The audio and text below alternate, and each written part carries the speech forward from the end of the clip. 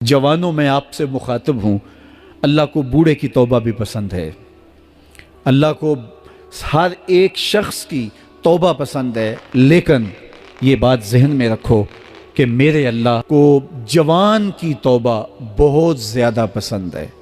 میرے اور آپ کے آقا مولا نے فرمایا آنا حبیب اللہ، میں اللہ کا حبیب ہوں۔ کتنا بڑا اعزاز ہے جو میرے حضور کا ہے، لیکن ایک دوسرے مقام پہ ارشاد فرمایا الشاب التائب حبیب اللہ، سن لو جو جوان جوانی میں توبہ کرے وہ بھی اللہ کا حبیب ہے۔ کتنا بڑا اعزاز ہے۔ میں یہ دیکھتا ہوں کہ ہماری مجالس میں، بالخصوص آج کی اس مجلس کے اندر، مجھے جو لوگ دکھائی دے رہے ہیں وہ نوجوان ہیں۔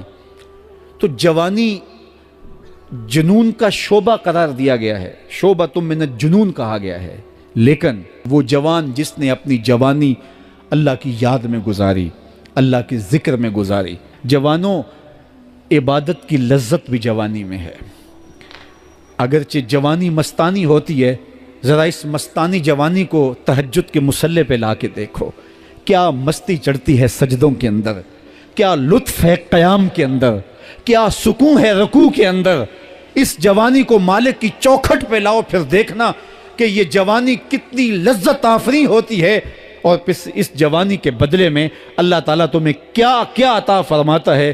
وَرَجُلٌ قَلْبُهُ مُعَلَّقٌ بِالْمَسَاجِدِ، وہ آدمی جس کا دل مسجد کے ساتھ وابستہ ہوتا ہے، اللہ کے گھر کی تعمیر، اللہ کے گھر کی تزئین، اللہ کے گھر کی صفائی ستھرائی، اللہ کے گھر کی آباد کاری، اللہ کے گھر کی حاضری، یہ اس کی زندگی کا مشغلہ ہے۔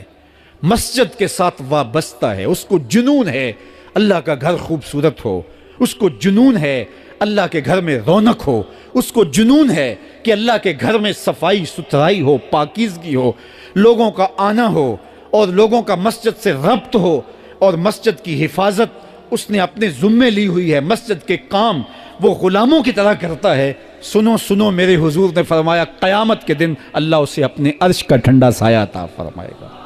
فرمایا کچھ لوگ مسجدوں کی میخیں ہوتی ہیں، جس طرح لکڑی میں کیل ٹھک جاتا ہے، وہ بھی مسجد میں یوں ٹھک جاتے ہیں، جب بھی تلاش کرو مسجد میں ملیں گے۔ فرمایا جب وہ بیمار پڑ جاتے ہیں، اللہ کے فرشتے ان کے گھر میں حال پوچھنے جاتے ہیں۔ یارو، جوانی کے ایام میں مسجدوں کے ساتھ اپنے آپ کو وابستہ کرو، مسجدوں کی صفائی بھی اپنے معمولات میں شامل کرو۔ جس طرح آپ اپنے معمولات بتاتے ہیں کہ ویکنڈ پہ میں یہ کرتا ہوں، روزانہ کی میری جو ہے وہ ترتیب یہ ہے، مہینے کے بعد ایک مرتبہ یہ تفصیلی کام کرتا ہوں، اپنی زندگی میں مہینے بعد، 8 دن بعد، یا جب آپ کو فرصت ہو، مسجد کی صفائی کا اپنے اوپر ذمہ لو۔ کسی بھی مسجد میں چلے جاؤ، اس کو صاف کرو۔ جب تم اللہ کے گھر کو دھو گے، اللہ تمہارے دل کو دھو دے گا، تمہارے دل کو اللہ پاک کر دے گا۔ تو یہ مسجدیں کعبۃ اللہ کی بیٹیاں ہیں۔ اللہ تعالیٰ نے مسجدوں کے ذریعے زینت دی ہے زمین کو، جس طرح آسمان ستاروں سے سجا ہوا ہے، زمینیں مسجدوں سے سجی ہوئی ہیں۔ اس لیے اللہ کے گھر کے ساتھ جو شخص ربط رکھتا ہے، میرے اور آپ کے آقا مولا نے فرمایا قیامت کے دن اس کو اللہ اپنے عرش کا ٹھنڈا سایہ عطا فرمائے۔ ہدایت کیا ہے؟ ہیا ارات الطریق، ایک تو ہے راستہ دکھلانا، جس کو راہ نمائی کہتے ہیں، نمودن سے دکھانا۔ کسی نے پوچھا کہ میں نے فلاں جگہ پہ جانا ہے، تو ہم نے کہا یہاں سے سیدھے باہر نکل جانا، دائیں بائیں آگے بائی پاس آئے گا، تو آپ یوں ادھر ہو جانا۔ یہ ہے ارات الطریق، راستہ دکھلا دینا، راستہ بتلا دینا۔ اس میں بھٹکنے کے امکان موجود ہے، تھوڑی سی غلطی لگ گئی تو آپ اور سمت بھی نکل سکتے ہیں۔ پھر اگر راستے کے اندر جگہ جگہ دشمن بھی کھڑا ہو تو پھر تو امکان اور زیادہ بڑھ جاتے ہیں۔ تو یہ ارات الطریق کا مفہوم ہے۔ اور ہدایت کا دوسرا مفہوم ایصال الی المطلوب، منزل تک دست کرم سے پکڑ کے پہنچا دینا۔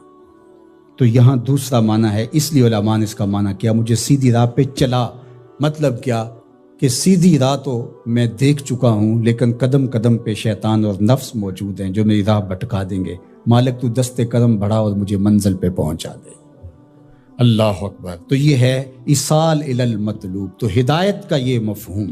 اور یہاں ہدایت سے مراد وہ ہدایت جو پیغمبروں کے ذریعے سے، کتب کے ذریعے سے اللہ تعالیٰ نے حضرت انسان کو دی۔ ایک فطری ہدایت ہے، جبلی ہدایت، اور وہ اللہ تعالیٰ نے انسان کیا جانوروں کو بھی دی ہے۔ وہ بطخ کا بچہ بھی جب انڈے سے نکلتا ہے تو وہ کسی سے تیرنا سیکھتا نہیں ہے، وہ خود چھلانگ لگا دیتا ہے اور تیرنے لگ جاتا ہے۔ یہ جبلی اور فطری ہدایت اللہ نے اس کو القاء رکھی ہے۔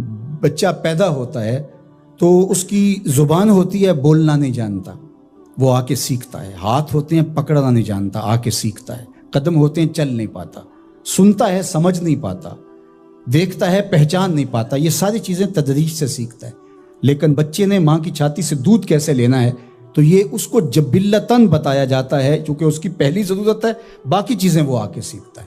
اسی طرح خیر اور شر یہ بھی اللہ تعالیٰ نے القاء کیا ہے انسان کو۔ پیغمبروں نے آ کے راستے اجالے، لیکن اچھائی کیا ہے، برائی کیا ہے، یہ انسان کو پتہ ہے۔ کسی کو تھپڑ مارنا بری بات ہے، یہ کہیں سے اس نے نہ بھی پڑھا ہو، کسی نے استاد نے نہ بھی بتایا ہو، یہ اس کا ضمیر بتاتا ہے کہ یہ غلط ہے۔ تو خیر اور شر یہ اندر تمہارا بتاتا ہے، یہ فطری اور جبلی ہدایت ہے۔ فَأَلْهَمَهَا فُجُورَهَا وَتَقْوَاهَا اللہ انا ہدیناہ السبیل اما شاکرا و اما کفورا، یہ فطری جبلی ہدایت ہے، لیکن انسان کے لیے وہ کافی نہیں ہے۔ اس لیے اللہ کی بارگاہ میں عرض گزار ہوا، اہدنا الصراط المستقیم، اللہ مجھے جبلی ہدایت تو عطا کر دی اور تو نے مجھے ایمان کا نور بھی دیا، تبھی تو نماز کے لیے یہاں آ کے کھڑا ہوں نا۔ وضو کیا ہے، مسجد میں آیا ہے، لباس پہنا ہے، ہاتھ باندھے ہیں، قبلہ رخ کیا ہے، اور پھر بھی ہدایت مانگ رہا ہے، تو پھر اس کا مطلب یہ ہے کہ یہ استقامت ہدایت پہ مانگ رہا ہے اور ایصال الی المطلوب والی ہدایت طلب کر رہا ہے کہ جگہ جگہ شیطان موجود ہے، مجھے بھٹکا دے گا، میرے مالک مجھے منزل مقصود تک پہنچا دے۔ صراط مستقیم، سیدھی راہ، اس کا ایک معنی لکھا کہ الاسلام ہے، کہ صراط مستقیم اسلام ہے، مجھے اسلام کا راستہ عطا کر دے۔ دوسرا معنی اس کا بیان فرمایا کہ انہو کتاب اللہ تعالی، اس سے مراد کتاب الہی ہے، قرآن مجید ہے، چونکہ قرآن سے سیدھا کوئی راستہ ہو نہیں سکتا۔ ان ھذا القرآن یہدی للتی ہی اقوم، یہ وہ راستہ دکھاتا ہے جو بالکل سیدھا ہے۔ قرب قیامت کے فتنوں کا ذکر جب ہوا تو حضرت علی نے حضور سے پوچھا کہ حضور پہ بچنے کی صورت کیا ہے، تو برجستہ کہا اللہ کی کتاب قرآن مجید۔ تیسرا معنی انہ الطریق الہادی الی دین اللہ تعالی، یہ اللہ کے دین کی طرف جو راستہ ہے وہ راستہ اللہ کے حضور اتنی تمہید کے بعد مانگا گیا تاکہ میں خیر کی راہوں پہ رہوں اور میری مدد نصرت مالک تیرے کرم پہ رہے۔ یہ حضرت عبداللہ ابن عباس رضی اللہ تعالیٰ عنہ کا قول ہے، اور فرماتے ہیں کہ یہ وہ راستہ لا عوج فیہ، جس میں کوئی ٹیڑھا پن نہیں ہے، مستقیم بالکل، اور یہ اعتدال کا راستہ ہے، نہ افراط کا راستہ نہ تفرید کا راستہ، یہ بالکل معتدل راستہ ہے۔ اور پھر چوتھا قول جو حضرت حسن بصری اور ابو العالیہ رضی اللہ تعالی عنہ کا ہے، وہ فرماتے ہیں صراط مستقیم سے مراد ہوا رسول اللہ صلی اللہ علیہ وآلہ وسلم۔ کہا کہ نمازی نماز میں کھڑے ہو کے ہاتھ باندھ کر کے کہتا ہے مالک مجھے محبوب کی دہلیز نصیب کر دے، مجھے محبوب کی چوکھٹ نصیب کر دے، چونکہ اگر یہ در نصیب ہو گیا تو خدا کا گھر نصیب ہو گیا۔ بخدا خدا کا یہی ہے در، نہیں اور کوئی مفر مکر، جو وہاں ہو یہیں آ کے ہو، جو یہاں نہیں وہ وہاں نہیں۔